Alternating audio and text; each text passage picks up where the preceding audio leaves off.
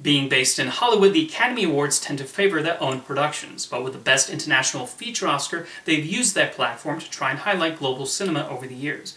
Although not without its many controversies, it's good this category exists to give attention to films from around the world.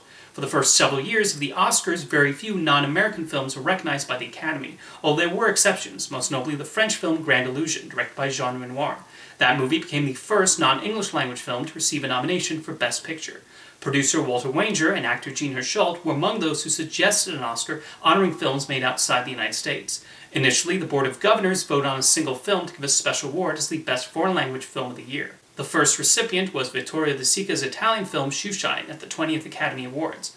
Other winners included De Sica's Bicycle Thieves, Akira Kurosawa's Rashomon, and René Clément's Forbidden Games. In 1956, the decision was made to make a special category for Best Foreign Language Film, with the first competitive winner being Federico Fellini's La Strada. As per the rules, each country must submit one film per year, usually required to be chosen by a local film committee. This has caused problems, especially when a country has multiple viable contenders, although committees usually try to pick a film they think will best resonate with Academy voters. More on that later.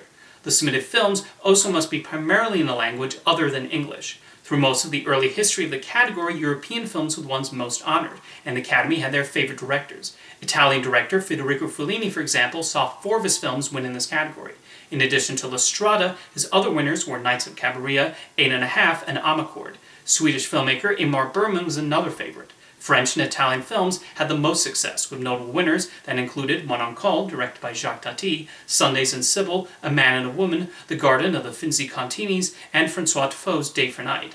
Despite the Iron Curtain and the frosty relationship between the United States and the Soviet Union, they were allowed to submit films for this category. The over 7-hour Soviet film adaptation of War and Peace even won. Films from Czechoslovakia, which was part of the Eastern Communist bloc, also did well, winning for The Shop on Main Street and Closely Watched Trains. A particularly notable winner was the Algerian film Zed, directed by Costa Gavras. This became the second non-English film to receive a Best Picture nomination, and in addition to its Best Foreign Language Film victory, it also took home the Oscar for Best Film Editing. Unlike the other Oscar categories, the submitted films are not required to play in a theater in the United States. They just have to play for a week in its country of origin. Curiously, movies would get nominated or win Best Foreign Language Film, and then the following year, after opening in the United States, they would get nominated for additional categories. Day for Night is one such example. It won the Oscar for Best Foreign Film and was then nominated for Director, Original Screenplay, and Supporting Actress the next year. Another interesting case was the Swedish film The Emigrants. It was nominated for the Best Foreign Film Oscar but lost to Garden of the Finzi Continis. However, the following year, The Emigrants received 4 Oscar nominations, including Best Picture and Best Director. Eventually, the Academy decided to change the rules so that the same movie cannot compete in 2 separate years. If a film gets nominated for Best Foreign Language Film and is then released in America, it cannot get nominated in other categories. However, if it does not receive the nomination, then it's allowed to compete if it fulfills the proper qualifying run.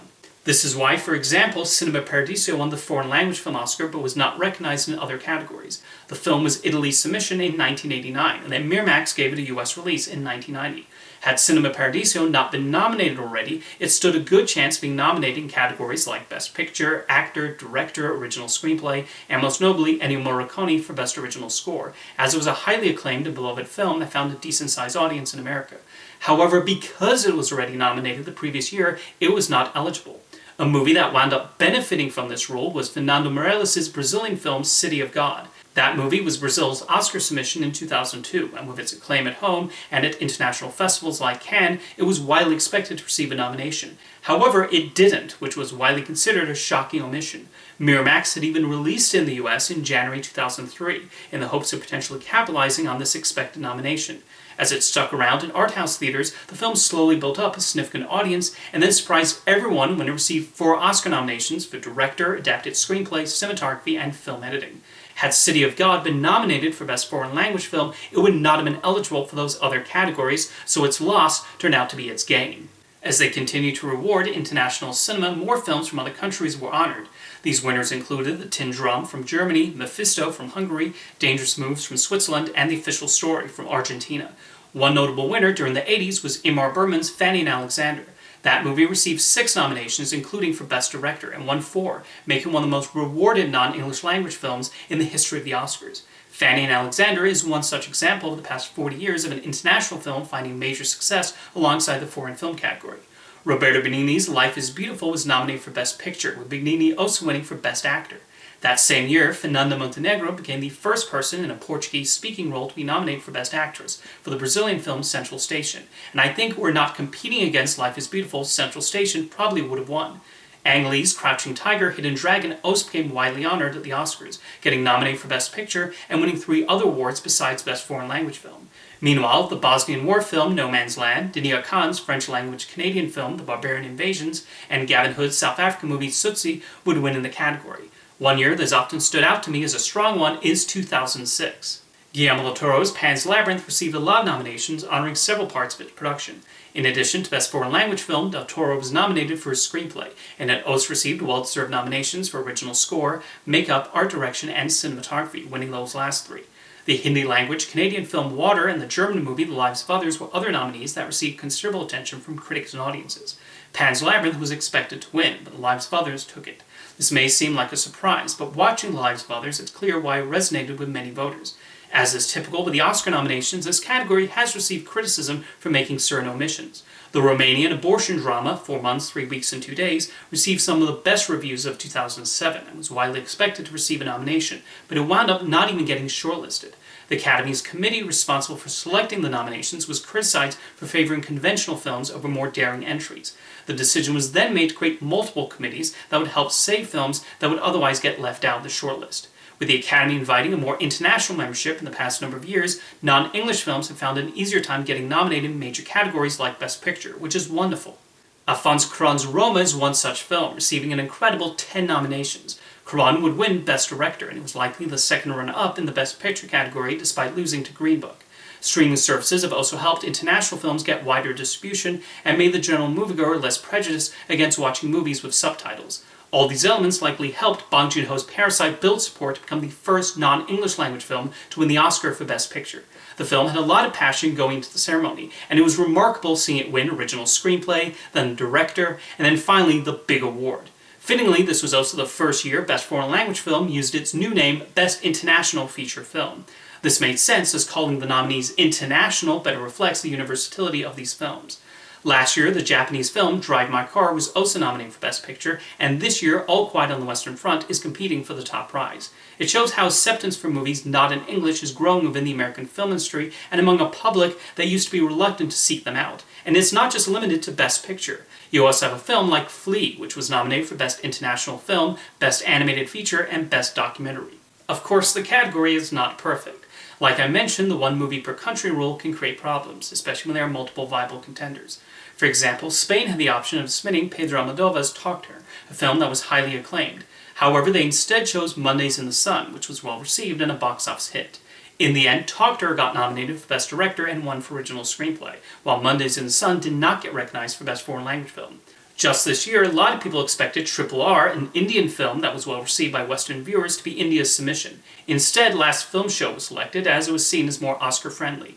Even though it made the shortlist, the film was not nominated. Sometimes that choice of film is a smart one. Many thought the celebrated film Portrait of a Lady on Fire would be the French submission in 2019. They instead picked Les Miserables, which was nominated. A tricky element of the selection process can come from the potential political influence, as committees might ignore a more obvious candidate for political reasons, like a filmmaker who's publicly criticized the government. Then you have the unique controversy surrounding the film A Place in the World. This was a primarily Argentine production with an Argentine director and a mostly Argentine cast, and it was filmed entirely in Argentina. Argentina chose not to submit the film, so the director decided to take matters into his own hands and got Uruguay to submit it as their entry. The film was nominated, but the Academy then found out what happened and revoked the nomination, rightfully declaring they did not have sufficient involvement from filmmakers based in Uruguay. Co-productions can certainly be a complicated thing in this category. A good example is the acclaimed film The Motorcycle Diaries, which despite great reviews was not submitted. Why? It was primarily a co-production between Argentina, Brazil, and Chile. The film was directed by Brazilian Walter Salles and was made by crews and production companies from around South America, as well as being filmed in Argentina, Peru, Chile, Colombia, and Venezuela. So no country saw it as the own film and nobody submitted, although the Academy would have likely ruled it ineligible anyway. While many countries have seen their films nominated for the award, you have a few that have gotten little to no recognition. The biggest one is Portugal. They've consistently been submitting films for the Oscar almost every year since 1980, and has never once been nominated. Egypt has similarly tried many times and has not gotten in. Israel has seen 10 films nominated for the Best Foreign Language Film Oscar, but have yet to win. India has one of the biggest filmmaking industries in the world, which includes Bollywood and Tollywood, and yet only 3 Indian films have ever been nominated. Japanese films have been nominated a number of times. While they have tried to get a few animated films considered, like Pompoko, Princess Mononoke, and Weathering with You, none of them have gotten in. One thing that's always bothered me about this category is that the award does not actually go to the filmmakers. They accept it at the ceremony, but the official recipient is the country. That's why Bong Joon-ho officially only has 3 Oscars instead of 4 for Parasite. It's the same reason Fellini's only Oscar win was an honorary award given to him in 1993.